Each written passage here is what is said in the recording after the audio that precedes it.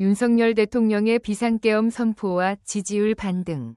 윤석열 대통령이 비상계엄 선포 이후 겪은 정치적 경랑은 최근 대국민 담화를 통해 반전의 계기를 맞이했습니다. 이번 담화를 통해 대통령의 지지율은 최저점에서 24.6%로 상승하며 약 4.8%포인트의 반등을 기록했습니다. 이는 대통령의 강경한 입장이 지지자들의 결집을 이끌어낸 결과로 보입니다. 비상계엄 선포와 정치적 혼란. 윤석열 대통령은 담화에서 거대 야당의 공세를 강하게 비판하며 끝까지 맞서 싸우겠다는 의지를 드러냈습니다.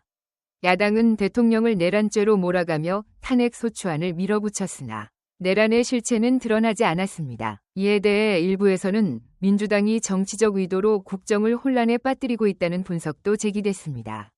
민주당 이재명 대표를 둘러싼 사법 리스크 역시 논란의 중심이 되었습니다. 이 대표가 자신의 사법 처리 위기를 타개하기 위해 국정을 혼란에 빠뜨렸다는 의혹이 제기되었으며 민주당은 여러 공직자에 대해 탄핵을 남발하고 대통령의 국정 운영을 방해한다는 비판을 받았습니다.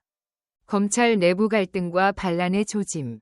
이 와중에 한동훈 법무부 장관의 고등학교 후배인 박세현 특별수사본부장을 중심으로 검찰 내부에서 대통령을 겨냥한 수사 움직임이 포착되며 한동훈의 반란이라는 해석도 나왔습니다. 이는 단순히 정치적 대립을 넘어 내부 갈등으로 확대되며 대통령의 정치적 입지를 더욱 위태롭게 만들었습니다. 대국민 담화와 지지율 반등. 윤 대통령은 14일 대국민 담화를 통해 비상계엄 선포의 배경을 조목조목 설명하며 헌법과 법치를 지키겠다는 의지를 강조했습니다. 그의 단호한 발언은 특히 보수층의 결집을 이끌며 지지율 상승의 동력이 되었습니다. 스트레이트 뉴스의 조사에 따르면 보수층 특히 60대 이상에서의 지지율이 크게 상승하며 대통령에 대한 신뢰가 회복되고 있는 것으로 나타났습니다. 부정선거 논란과 국제적 반응. 윤 대통령은 부정선거 의혹을 제기하며 이를 밝히기 위한 극단적 조치로 비상계엄을 선택했습니다. 이 과정에서 국내외 여론은 갈렸지만 서구 언론 일부는 윤 대통령의 결단을 공산주의 세력과의 글로벌 투쟁의 일환으로 해석하며 긍정적인 시각을 드러내기도 했습니다. 윤석열 대통령은 자유민주주의와 법치를 지키겠다는 의지로 이 위기를 극복하고자 하고 있습니다.